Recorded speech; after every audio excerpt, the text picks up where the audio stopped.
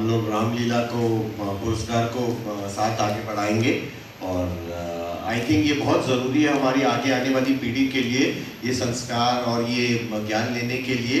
और हम इसमें आपके हमेशा साथ रहेंगे और आपके आभारी हमेशा रहेंगे, आपका साथ कभी नहीं छोड़ेंगे। और इस साल भी और हर साल बेहतर जो आयोजक जो लोग हैं जो पार्टिसिपेट करते हैं उनको और बेहतर करने की और ज़्यादा अच्छा करने की काबिलियत उनमें देखना चाहते हैं और देखना चाहते हैं कि वो हर साल और ज़्यादा मेहनत करें ताकि हर साल पुरस्कार जो जिसको मिले वो बाकी लोग और ज़्यादा मेहनत करके एक दूसरे के साथ रामलीला का हमारे को प्रदर्शन दिखाएं। धन्यवाद, थैंक यू। उसे हर स्तर पर होना चाहिए, गली मोहल्ले, बड़े जगहों पे, छोटी जगहों पे, हर जगह होना चाहिए ताकि जो आने वाली पीढ़ियां हैं वो लोग नहीं जान रहे कि रामलीला क्या है। उन्होंने जो अभी कोरोना में दिखाई गई रामलीला, रामायण दिखाई गई, थोड़ा बहुत बच्चे उससे जान पाए या कुछ भी है, तो being a adult, being a सामाजिक नागरिक, हमारी ये जिम्मेदारी है कि अपने बच्चों को रामलीला का मंचन दिखाएं या उनसे करवाया जाए। अभी जो इस बार रिफ्रेश दशहरा पुरस्कार है, इसमें 10 जगह की अच्छी रामलीलाओं को देख करके उसमें से निर्णय लिया जाएगा बेस्ट रावण संवाद का। रावण एक तरीके से समाज के सामने एक खलनायक का रूप दिखाया गया है, लेकिन अगर देखा जाए तो रावण ना होता तो रामलीला का मंचन ना होता, क्योंकि वो सबसे मुख्य पात्र है रामलीला गढ़े जाने का। तो बेस्ट रावण संवाद क्या होगा उस पर ये समिति निर्णय लेगी।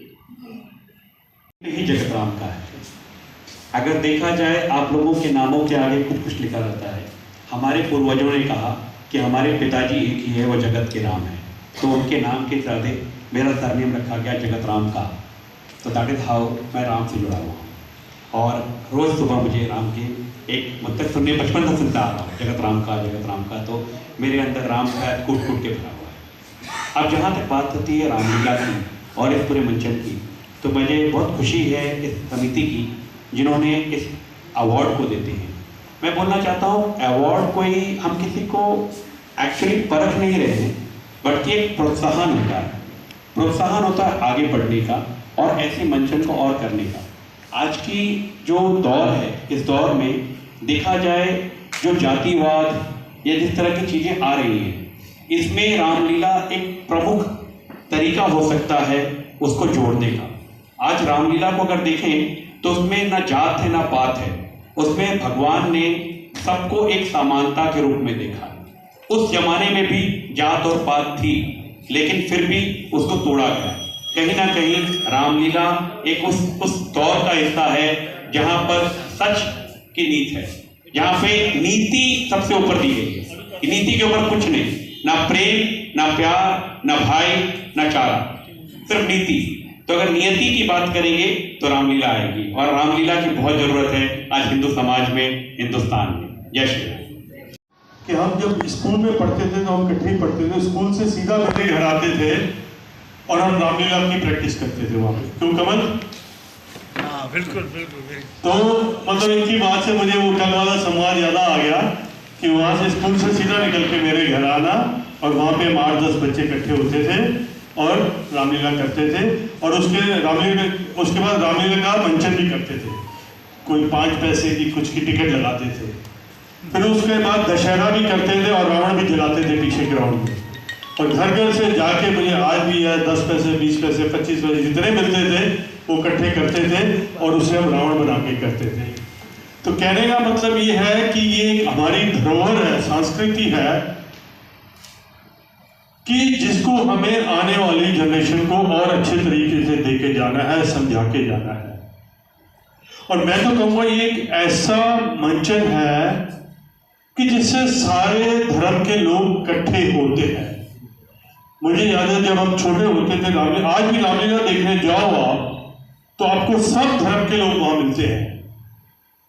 मैं तो ये कहूँगा कि और धर्म के लोगों को भी कुछ ऐसा करना चाहिए रामलीला जैसा मंचन जिसमें कि सब धर्म के लोग आए और उसका आनंद उठाए।